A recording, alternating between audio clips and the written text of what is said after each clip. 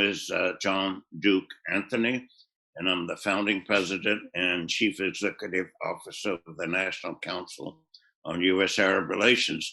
National Council is 37 years old, established in 1983. We're a non-governmental, non-profit educational organization. And we're pleased today to be in the spirit of that mission of education. And we're going to focus on some of the larger issues at play in the relationship between the United States and the Arab region.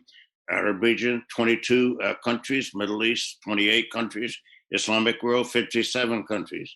And today we're going to focus on one of them that's at the center, and by default, as well as realities, has become the de facto leader of the Arab region. Two topics could be more important, timely, and relevant than this one. Delano Roosevelt, please begin.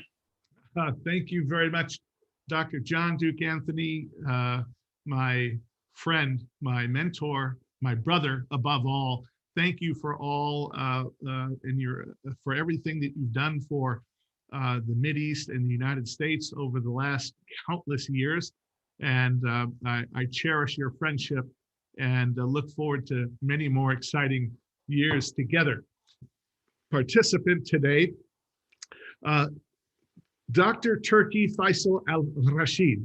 Now, Dr. Turki, his family has been involved in agriculture for forever in the kingdom. Friend, Dr. Turki Faisal, the floor, sir, is yours. Assalamu alaikum. Good evening from Riyadh. Ladies and gentlemen, good morning in Washington, good afternoon in London, and good evening in Riyadh. My name is Turki Faisal Al Rasheed. As my great friend here have introduced me, I speak to you from Riyadh.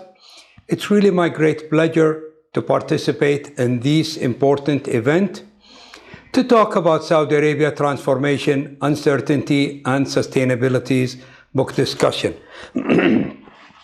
Thank you, Dr. John Duke Anthony, the founding president and chief executive officer of the National U.S. Arab Relations.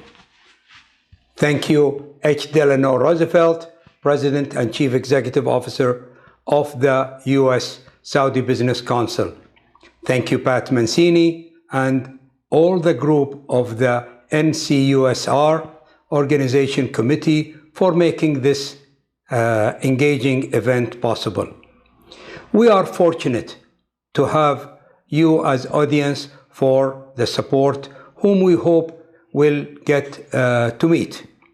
Saudi Arabia has launched a Vision 2030 to diversify and transform the economy away from oil revenue. I'll present a quick initial review of my book that will take about 20 minutes. As you could see, the topic of our discussion today and the theme of the book, the main theme of the book is the sustainability, the triple bottom line sustainability. Next. Saudi Arabia management of long-term strategic vision. The government of Saudi Arabia has been pioneering the management of long-term vision since 2002. The Saudi leader experimenting on how to turn its system of development plan into a modern strategic planning. Vision 2030 was launched in 2016, is building on those pioneering and experimenting long-term vision. Next, the next 4 slides, it will present a timeline of some key event. So on October 2002, there was a conference on Saudi Economic Vision 2020.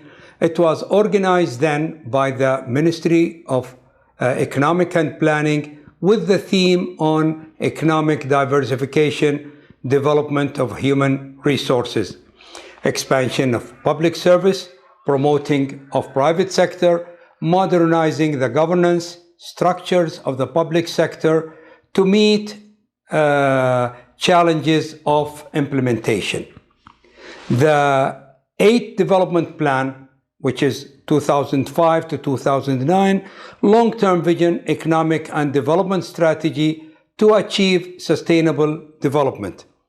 The plan envisions to implement economic reform, support the private sector, and maintain economic sustainability. The 8th Development Plan is the first 5-year plan. It's prepared in the context of long-term development strategy with a definite target and objective.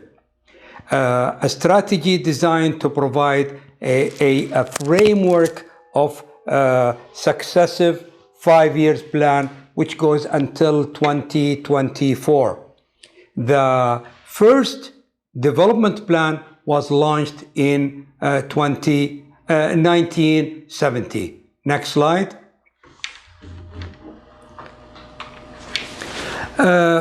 In 2010 to 2014, the 9th Development Plan 2010-2014, the themes improving the standard of living and quality of life for the citizen, development of the national human resources and their employment, restructuring and the national economy, balanced development within the regions of Saudi Arabia to enhance the competitiveness of the national economy and to expand the Saudi product in both domestically and internationally. Additionally, the plan will focus on economic and institutional reform, privatization program, technology and informatic development, raising the efficiency of the public service and the private sector, development of natural resources such as water and environment protection. The above development into Vision 2030, the main 3 pillars. Next. On April 2016, Saudi Vision 2030 with the following 3 pillars: a vibrant society, a thriving economy, an ambitious nation. On a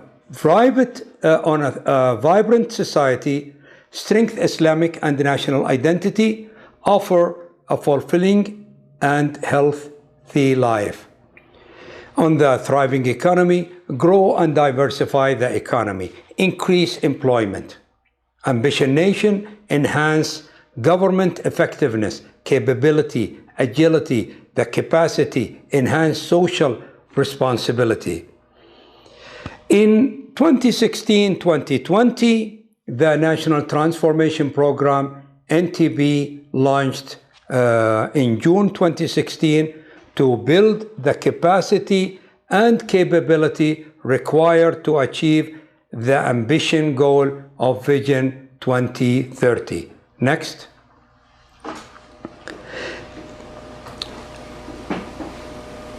On 2017, a strategic vision realization programs was launched by the Council of Economic and Development Affairs to achieve the Vision 2030. 2018 to 2020, the National Transformation Program Delivery Plan, in line with the launch of a new Vision 2030, VRP's change to the first version of NTP had to take place.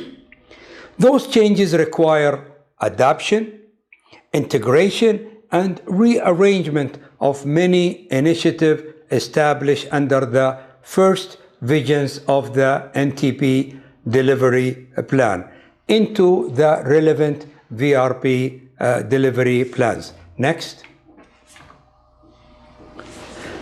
Civil services capability.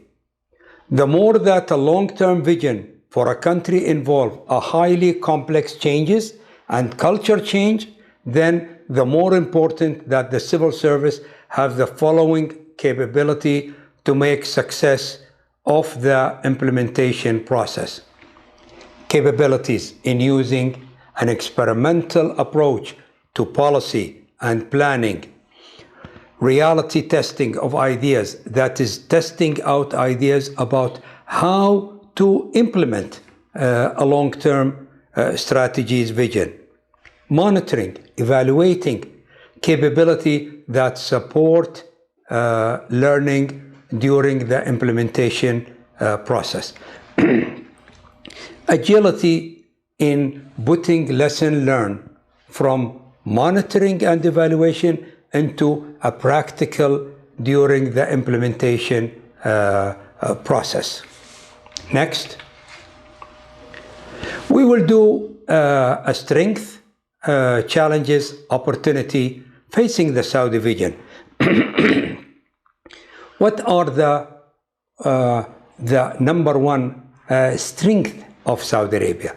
It's a well-developed, comprehensive, long-term strategic vision. It has a challenge of the implementation and the planning. It has an opportunity. The public sector is a catalyst of change, private sector engine of economic growth.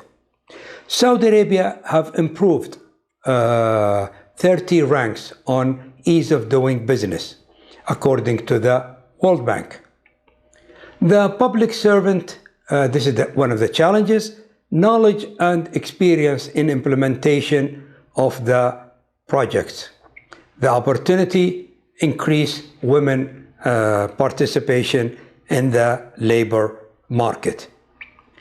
Another strength of the Saudi Arabia, they have launched investment Saudi platform to promote the kingdom as an investment destination. The challenges is cooperation and coordination within the organization. The opportunity, implementing of commercial policy and regulation reform, link that budget and strategic opportunity. Next, please.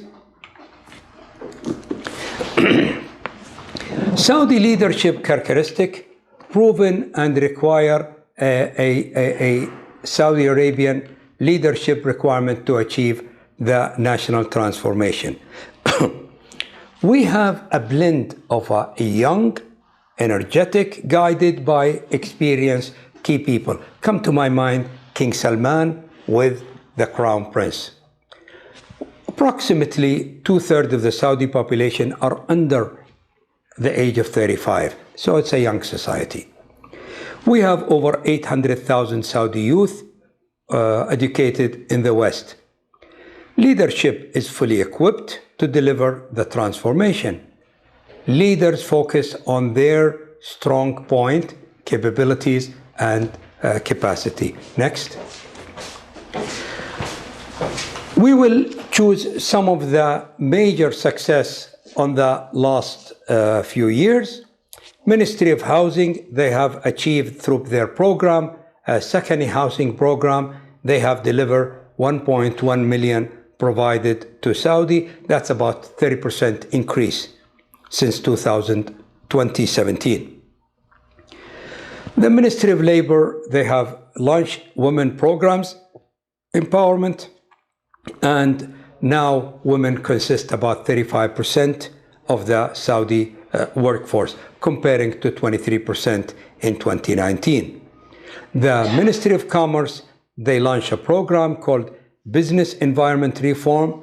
They have achieved a reduction of license requirement by 54%.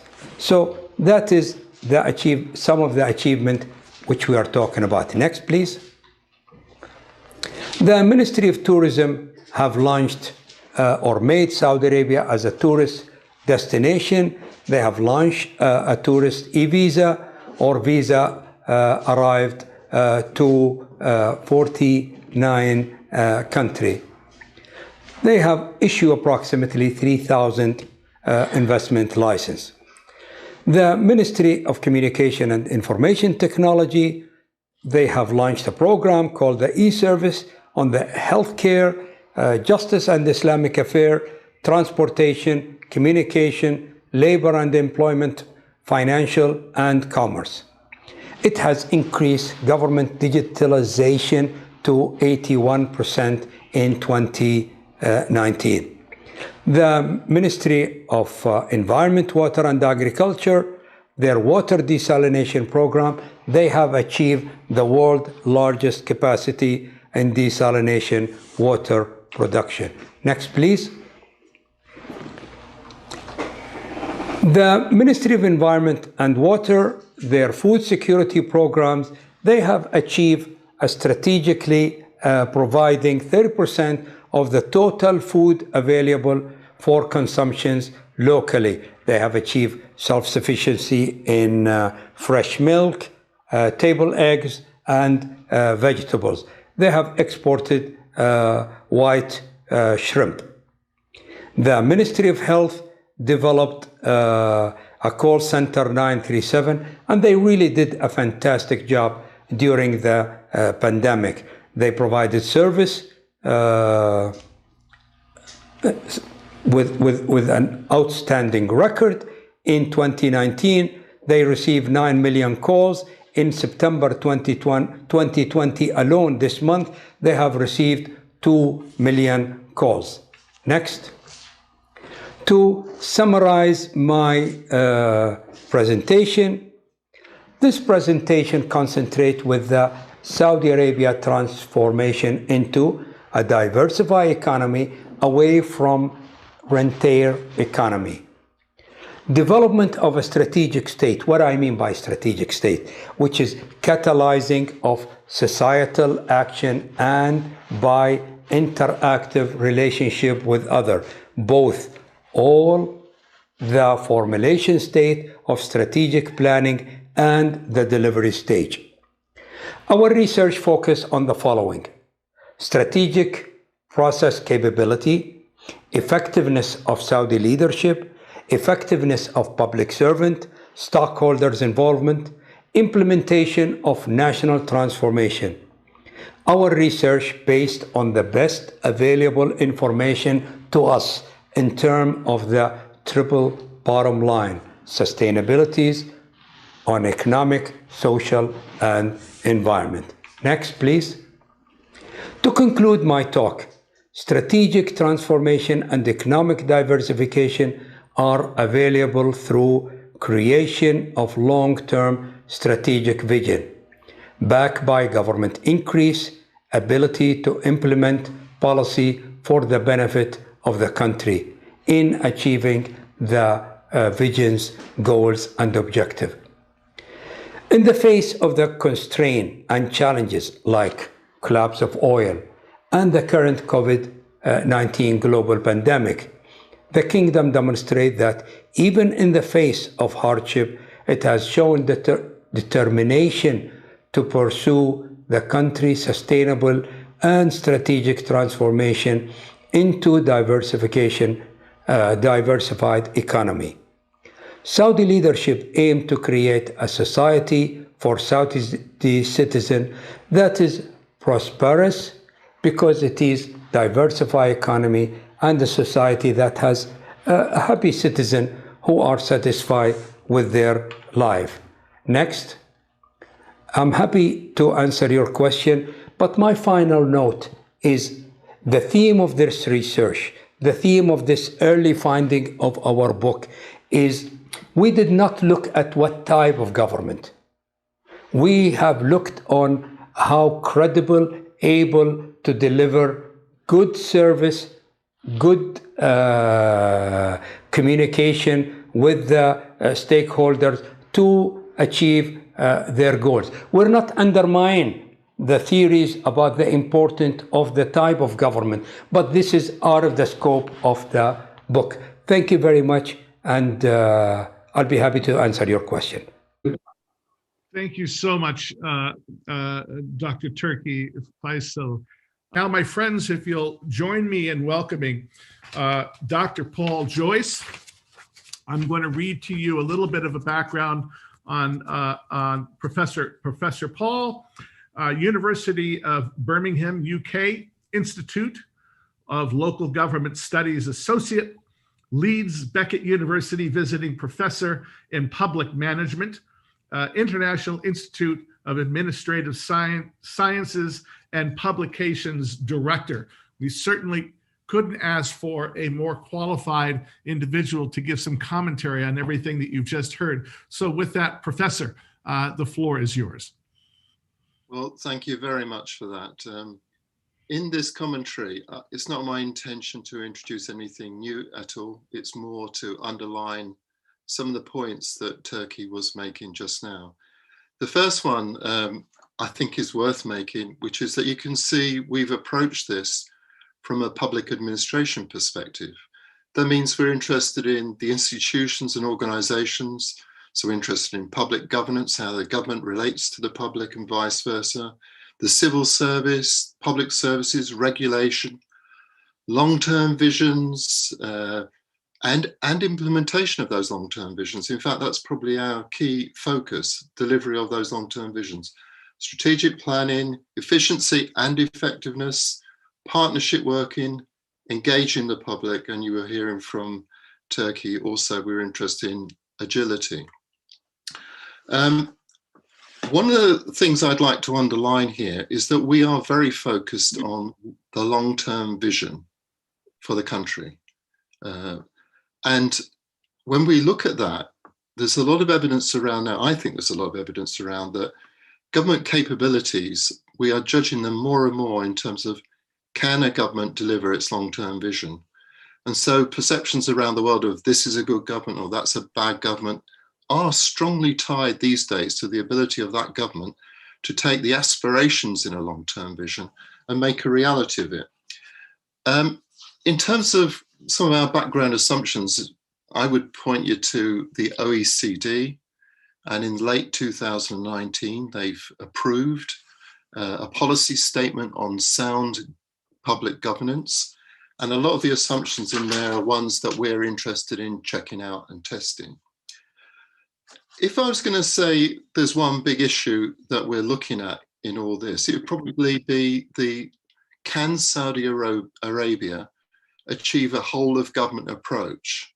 And subsequently, can it achieve eventually a whole of society approach?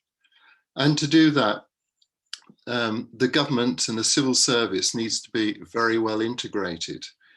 There are a small number of countries around the world that are thought to be highly integrated.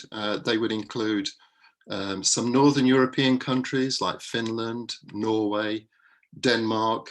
Singapore has got a very, very good reputation too as a government.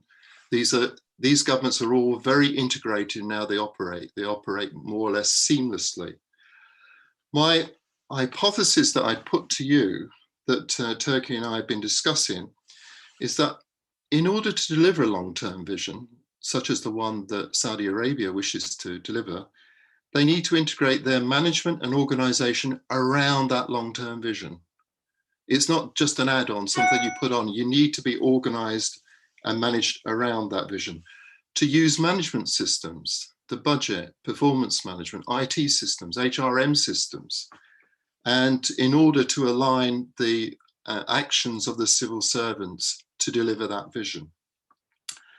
And as the Saudi government was saying back in 2002 and 2003, as Turki mentioned, back then they were saying they wanted to take a long-term view, not just 5-year development plans, they wanted to look much further ahead. And that's when that whole spirit of long-term vision came in Saudi Arabia. But they also said in moving away from 5-year development plans, they were going to give much more importance to monitoring and evaluation. And even back then they were saying, you know, part of this, not about just simply top-down direction and control, you need monitoring and evaluation of what you're doing in order to learn, revise, refine, or as Turki said, test reality and then learn from it and improve it. And the last hypothesis would be that if you really want to enhance monitoring and evaluation, there's a need for the civil service to engage the public or sections of the public or the business community, because in learning what's working and what's not working and why it's working and why it's not working, there is some very valuable information, evidence possessed by the business community or the public or bits of the public. So if you really want to develop a capacity for learning and improving, in the end, you've got to bring the public and the private sector into that process. I think we get signs. I'm saying this now, not like Turkey as someone who's very closely involved in seeing what's happening in Saudi Arabia, but someone who's a bit further distant away. But I think we can see a number of signs that things are changing, that the integration is coming, that the effectiveness and the capability is developing. First piece of evidence would be at the World Economic Forum in January 2018. And a number of ministers from the Saudi government were present and were talking about what they were trying to do. I'll give you two examples. The Minister of Finance at that special panel in the World Economic Forum was saying that they were really working hard on getting better alignment between the ministries. And he was talking about they were doing something they'd never done before. They were talking to each other in the evenings at other times and working really hard in terms of getting what each ministry was doing, coordinated and collaborating with what other ministries were doing. And the Minister of Commerce and Investment said at the World Economic Forum that they were in the process of creating a culture of planning. Because it's very easy to pull in consultants, management consultants who produce very lovely glossy documents, but you need a culture, and that culture has got to be bedded in to the civil service of a country. And they were saying, yes, they were doing that. They were developing that planning culture. So what I would like to stress now, from a distance, it looks like something is happening with the capabilities of the civil service in Saudi Arabia. The World Bank has published for a long time worldwide governance indicators, and one of those is a perception of effectiveness. And if you take a very long-term view on that, you go back, and I've looked back as far as the mid-1990s, there's a tracking of how effective the government is based on large amounts of survey work. And I certainly think you can see that from 2005 onwards, a definite improvement in government effectiveness that steadily increases right up and into the period in which the latest long-term vision has been developed. So it looks to me this is the long, steady, hard work of building a civil service that can actually deliver long-term visions. And I think should give us some encouragement to think that may well be happening. The final point I wanted to make is that from a public administration perspective, the feeling is that simple top-down approaches to delivering a long-term vision like this no longer are enough. You need the strategic leadership at the center. You need the coordination and oversight from the center of government, and Saudi has created some institutions to do that. But you then need a kind of much more interactive process in the delivery chain.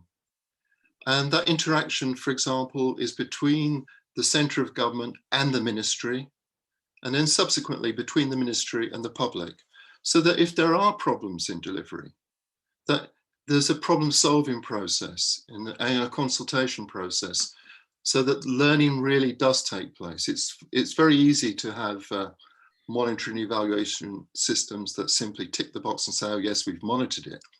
But it's that interaction that's going to prove crucial to just how much of the long-term vision of Saudi Arabia can actually be delivered. Thank you very much. Professor, thank you so much for your valuable insight. That was a wonderful way to sum up the presentation made by Dr. Turki. And to now go to a few questions that we have And I would like to start, please, this one will be addressed to Dr. Turki. The question is, from your sense, sir, how is Vision 2030 and the many changes being received by the people of Saudi Arabia and the business community? Just a comment here first on your opening. I didn't want to go into that. Then we will touch a hard subject, which is the first meeting between King Abdulaziz and Roosevelt. The main topic was food, which is the basic human being need. And that was developed with the University of Arizona, and they launched a program in 1948. They launched a program in Al-Kharj for agriculture. That is a side note. When we get into the vision, a government vision, a strategic vision, it's like the rainbow. It has so many colors, and it's so many areas. That is, one area could be excellent, one area could be touch on the other people's interest. Saudi Arabia, the way we were operating, it just is non-sustainable. Currently, about more than 80% of government budget goes into daily expense, which is salary and subsidies. So that has to be changed.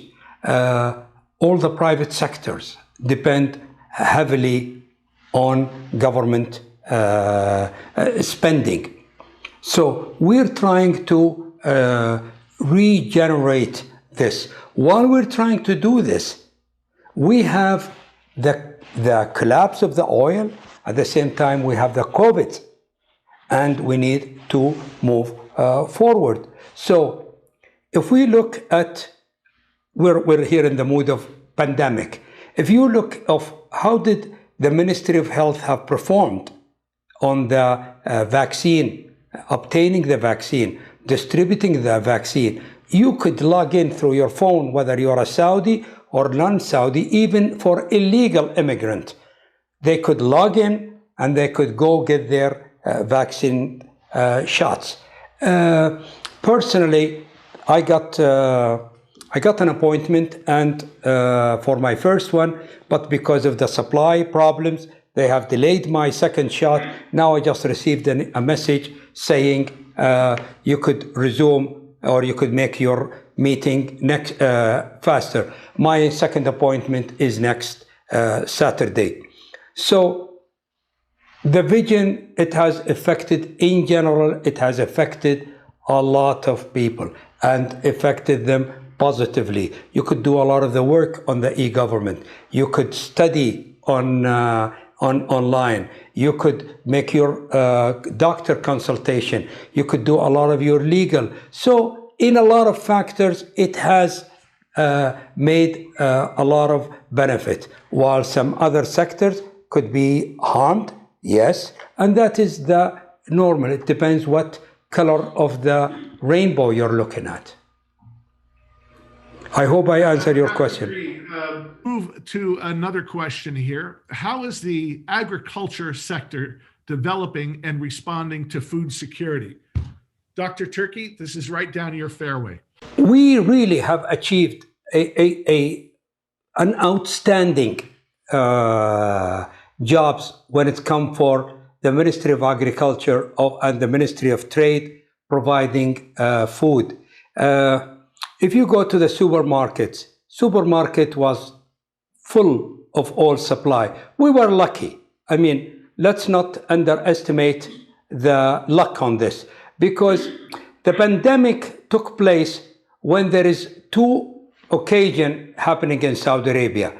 The Hajj is coming, Ramadan is coming. So during those 2 months, our stock of food and supply should be to the maximum limit, because we will entertain Hajj and Ramadan. So when the pandemic hit Saudi Arabia, we were luckily all our stock was full, and we have depend on our local agriculture.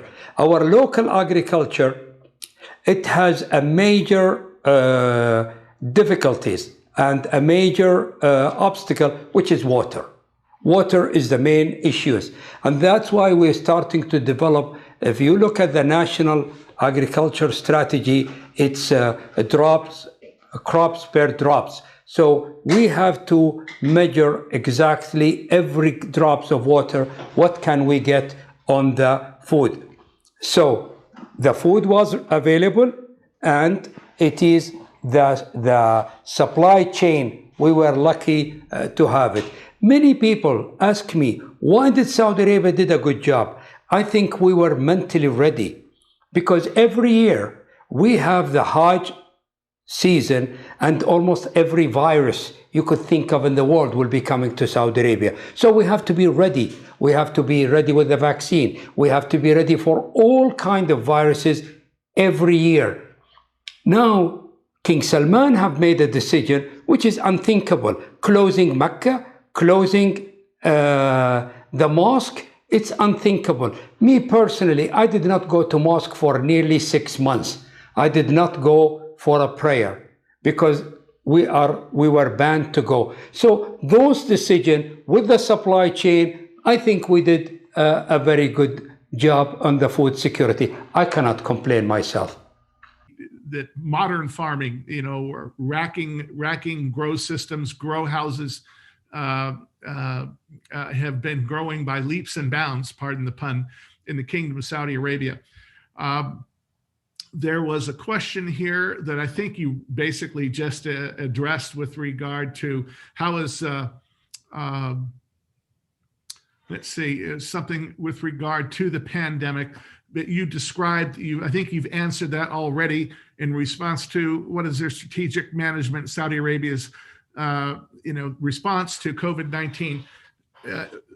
My friends, unlike what we're doing here in the United States, it's a very simple and logical and brilliant formula that has taken place in the kingdom with regard to people getting their inoculations, as Dr. Turki has just described. Everyone has a federal ID card. And it's simply, it doesn't matter if you are a street sweeper, a teacher, a business chairman, or the king. It's all done by age. It starts at the most elderly and goes right down through the list. And it's been tremendously efficient. It would be something that maybe we might be able to take a lesson from here in this country. May I just interact here? There is a program called Tawakkalna. You could not go inside a supermarket. You cannot go into almost anywhere unless you show in that application you are green. Green means you are not a virus carrier. The minute you are tested positive that you are a virus carrier and you go anywhere on a public place, you will be subject to a huge penalty. And people at the door, whether a hospital or any public place, just show me your mobile and it will show us, does it green or red? And it's those measure, we live in a very dangerous, different timing. People have moved from the urban to the city. City are crowded with people. Diseases are spreading everywhere. This virus is not the first one, and it's sure it's not going to be the last one. We have to develop a management crisis capability, and we have to empower the society to act in coordination. Agreed. I wish we had a national app like that over here, but hopefully it's in development. There's a question here with respect to education. Professor Joyce and Dr. Turki, I'll leave it to you as to who wants to jump in. How is education being retooled for and by Vision 2030 for Saudi nationals? We are now more job oriented. We try to getting a certificate, no matter from which universities in the world. It's not a license to get a job. I always, when I talk to my student at the University of Arizona, I said, don't come to me with your certificate. Tell me, if I'm sitting in an office and try to hire you, why should I hire you? If you're just going to present me with your certificate, that doesn't work. You have to learn, you have to be adapted, you have to improve yourself, and you have, same at the university, they have to provide the kind of education that's suited for the jobs, not only for the certificate. I remember from a past experience, that is, I think the college center, it belonged to the U.S. Congress. About 15% of college educated, they are taxi driver, 5% of them are janitors, 60% of them working on a job does not require a university. So keeping that in mind, we have to change with the new system. I'll stop here, and maybe Paul want to add something to it. Paul, any final thoughts? Not on that specific point. I think I would just like to say that one of the lessons which I think has come out of COVID is that some governments that thought they were very, very effective, very modern, have not done well. And the governments that have done well are effective governments. They have the capabilities. They've also shown sound judgment and agility. Maybe the benchmarks for being a good government are increasing. Yes. Very well said. That absolutely. And I would just like to tag on 30 seconds here to Dr. Turki. Dr. Turki, I couldn't agree with you more with respect to education. There will and there has and always will be a place for higher education, but I think the best way for me to sum that up would be in the 45 years that I've been in the workforce, in job interviews, nobody, and I rarely say ever or nobody, but in this case, nobody has ever asked me, where exactly did you graduate from? The question has always been, what have you done? And how are you going to make me money? And so you're absolutely right. It's about hard experience and hard work make the individual. Any final thoughts? We have about 2 minutes left. Dr. Turki, anything that you'd like to leave us with before we close? We have to keep in mind the Arab world are 70% peoples. They are over 500 million peoples. They have a problem with the basic human need requirement. If we don't do something about it, if we don't do something fast, we have to adapt, we have to change, we have to provide the basic need. For me, when people talk about high politics and high threat and international threat, I don't take that. For me, you have to provide food. Government should provide food, should provide sleeping, which is housing, should provide a job to have a decent life. So these are the basic requirement of government to look at sustainability, triple bottom line, to provide what discussed by Roosevelt and King Abdulaziz 70 years ago, I think is still valid today, and that should be our priority. Inshallah. Dr. Turki, thank you. So we can't thank you enough for the richness of what you delivered. That's one of the main reasons I have joined with Professor Paul Joyce on 3 books. It's all about sustainability, and it's a blend, because we're talking about a Saudi experience with a European experience. A man on the public sectors all his life, and for me on a private sector all my life. So we thought with that kind of a blend, because we basically look at the same thing but from a different angles, and we try to complement that into more of a practical, that we could put it in on the hand of the decision maker. And we were so lucky, really, I'm so lucky to work with Paul, because don't get me wrong, we fight all the time. But he's a very polite British, and I'm not too much polite. Even his wife, sometimes she tap him on the shoulder. She said, don't scream too much, because he tried to match me, and trust me, he will never win. So. Well, and aren't all of us fortunate, Dr. Turki, that we have wives that will do that to us? All the best. Great pleasure working with you all. Goodbye for now. Thank you. Okay, leave. Thank you, Dr. Paul. Bye. Cheers. Thanks so much.